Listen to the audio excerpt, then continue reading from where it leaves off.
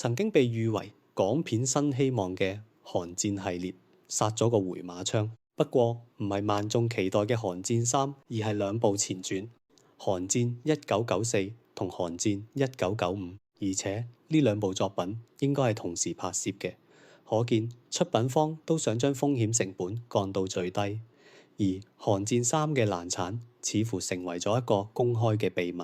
導演梁樂文曾經坦白講過，世界變化太快，寒戰三可能會遙遙無期。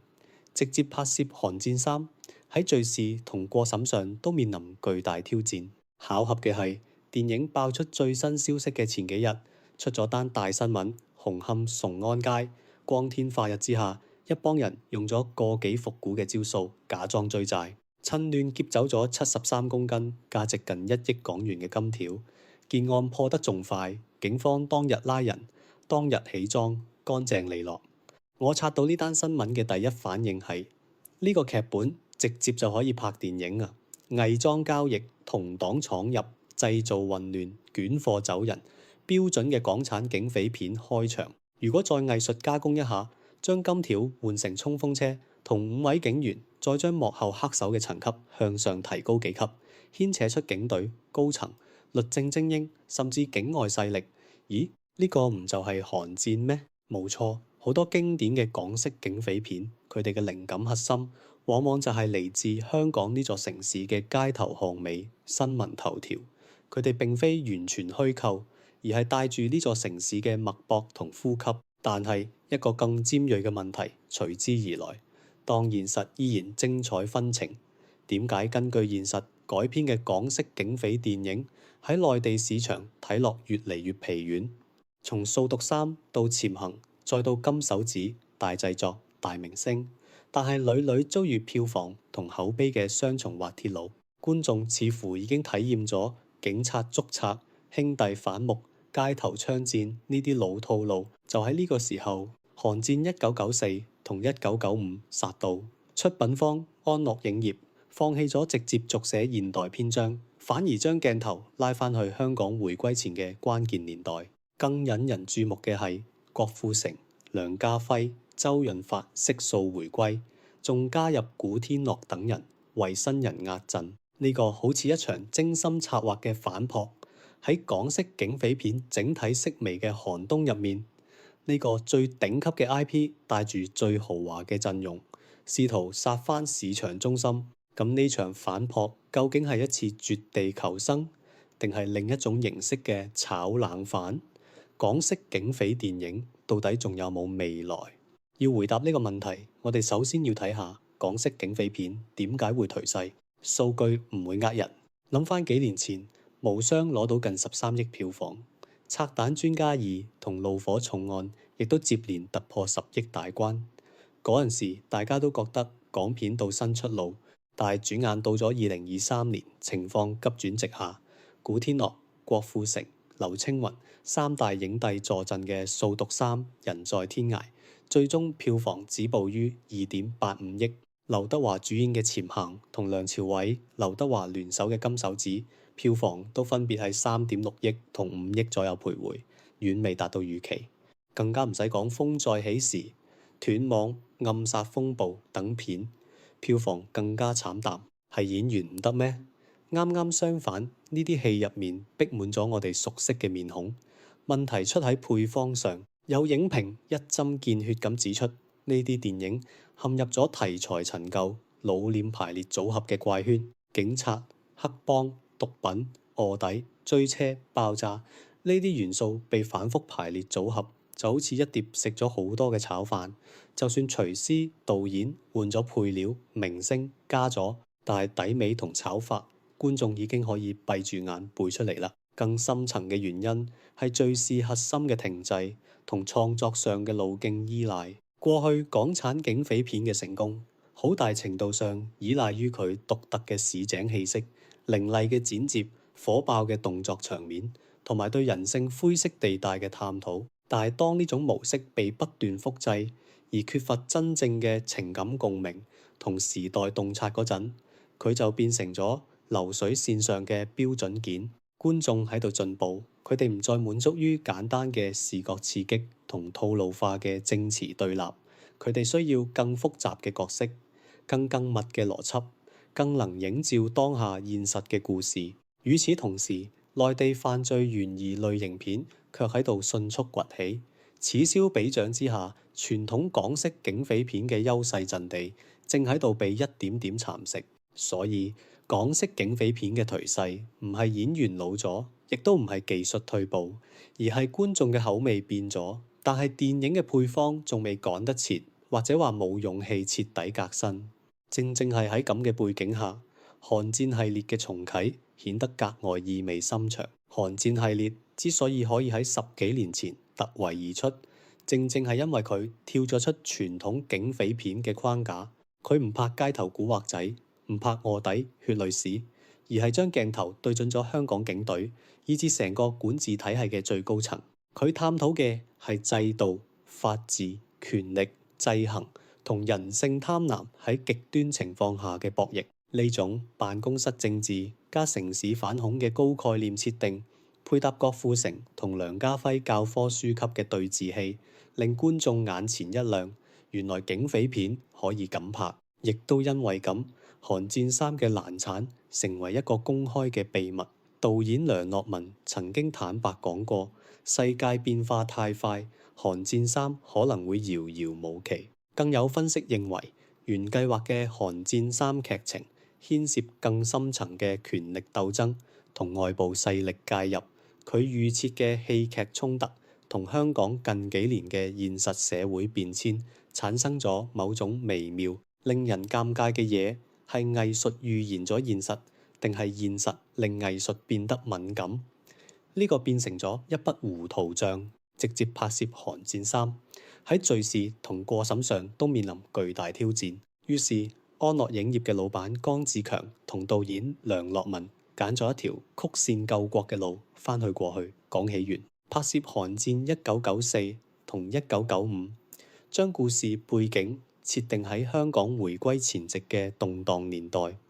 呢個係一個極之聰明，亦極有野心嘅選擇。從創作角度睇，回歸前夜本身就係權力交織、暗流湧動嘅富礦。英方、警隊、本地富商、地下勢力，各方都喺度為97後嘅新格局謀篇佈局。呢個為寒戰系列最擅長嘅權謀博弈提供咗無比紮實同充滿張力嘅歷史舞台。講前傳，既可以避開寒戰3可能面對嘅現實影射難題，又可以深入挖掘角色前史，完善成個寒戰宇宙嘅版圖。從市場角度睇，用前傳而唔係續集嘅形式回歸，既可以喚醒老粉絲嘅情懷，郭富城、梁家輝、周潤發回歸，又可以用新嘅時代背景同人物關係，吳彥祖、劉俊謙等飾演後生角色，吸引新觀眾。呢個係一種風險相對可控嘅創新。然而雄心之下，挑戰一樣巨大。寒戰1994嘅呢次反撲面前至少有3個難關。第一個難關係靈魂搭檔嘅分開。寒戰前2部嘅成功離唔開陸劍青同梁樂文呢對導演組合。業界普遍認為兩個人一文一武，相得益彰。而家陸劍青淡出，淨係梁樂文一個人揸道筒。佢可唔可以獨自駕馭咁宏大嘅政治驚悚敘事，同時保持前作嗰種冷峻凌厲嘅視覺風格同敘事節奏？呢個要打上一個大大嘅問號。麥兆輝同莊文強單飛之後，唔同嘅發展軌跡就係前車可鑑。第二個難關係新老交替嘅陣痛。宣傳上主打郭富城、梁家輝、周潤發回歸，呢個毫無疑問係最大嘅票房噱頭。但係從已披露嘅資訊睇，佢哋嘅戲份好可能更多係壓陣同串聯時空。故事嘅主體會落喺吳彥祖、劉俊謙等飾演嘅後生一代角色身上。後生演員可唔可以接得住戲，撐起呢個以複雜權謀同激烈對峙著稱嘅 IP？ 觀眾係衝住雙雄對決嚟嘅。如果核心戲眼轉移，佢哋會唔會感到失望？第三個難關，亦都係最現實嘅一個，係凜冽嘅市場寒冬。如前所述，觀眾對傳統港式警匪片已經露出明顯嘅審美疲勞。就算寒戰系列格調更高，但佢歸根究底依然帶住警匪權鬥嘅帽。喺掃毒3、金手指等大片接連遇冷嘅背景下，觀眾係咪仲願意為另一部豪華陣容嘅港產警匪大片買單？江志強老闆話唔怕題材泛濫，有信心拍出好電影。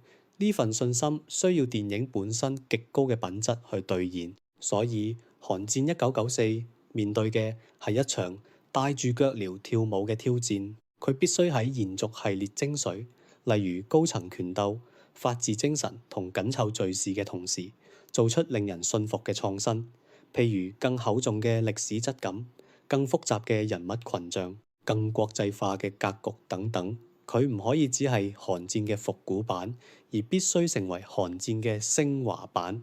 講咗咁多，等我哋翻去最初嗰個問題：港式警匪電影仲有冇前景？我嘅睇法係前景唔喺警匪呢個外殼，而喺電影呢個內核。香港嘅土壤永遠都唔會冇警匪故仔，就好似開篇嗰單黃金劫案，佢充滿戲劇性嘅偶然同人性算計。但係點樣將咁樣嘅故仔拍成令今日嘅觀眾願意走入戲院並為之共鳴嘅電影，先係關鍵。寒戰系列當年嘅成功就在於佢為警匪片呢個舊樽裝入咗政治驚悚同制度思辨嘅新酒。佢令觀眾睇到香港電影人有能力處理更宏大、更複雜嘅議題。而家寒戰1994選擇翻去歷史，重心重新嘅敘事動力，呢個無疑係一次正確嘅突圍方向。佢試圖話俾觀眾知，我哋唔只識拍街頭火並，我哋更想探討呢座城市嘅命運點樣喺歷史嘅十字路口被塑造。因此，寒戰1994嘅成敗意義遠遠超過一部電影本身。佢會成為一塊試金石，檢驗港式警匪片，或者話香港商業類型片係咪仲可以透過深挖文本、提升格局，重新贏得市場？如果佢成功，或者可以開闢一條新路，唔再依賴簡單嘅類型疊加同明星堆砌，而係回歸故事本身，喺特定嘅歷史或者社會語境下進行更深刻嘅人性挖掘同議題探討。就好似無雙用偽鈔講慾望，拆彈專家2用爆炸講偏執一樣。如果佢失敗，咁可能意味住就算好似寒戰咁樣嘅頂級 IP，喺現有嘅創作路徑同觀眾審美變遷之下，都好難扭轉大勢。港式警匪片或者需要一場更徹底、更痛苦嘅涅槃。我哋冇辦法預知寒戰1994嘅票房可唔可以破幾多億，亦都冇辦法斷言港式警匪片嘅未來係光明定係暗淡。電影市場充滿變數，觀眾嘅喜好更加變幻莫測。但我相信一點，電影嘅生命力永遠源於對現實世界嘅敏銳觀察，對人性深處嘅誠實叩問，同埋敢於突破自我嘅敘事勇氣。無論係寒戰對權力制度嘅審視，定係嗰單黃金劫案中展現嘅世道人心，佢哋嘅吸引力都係源於此。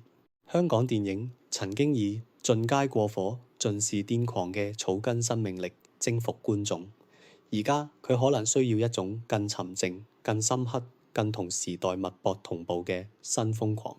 呢場以寒戰1994為號嘅反撲，結局仲未可知。但至少佢令到我哋睇到，仲有人喺度嘗試，喺度突圍，喺度為一個曾經輝煌嘅類型新嘅可能性。呢個本身就值得一份期待。好啦，關於港式警匪片嘅呢場背水一戰，我哋就講到呢度。我哋下期再見。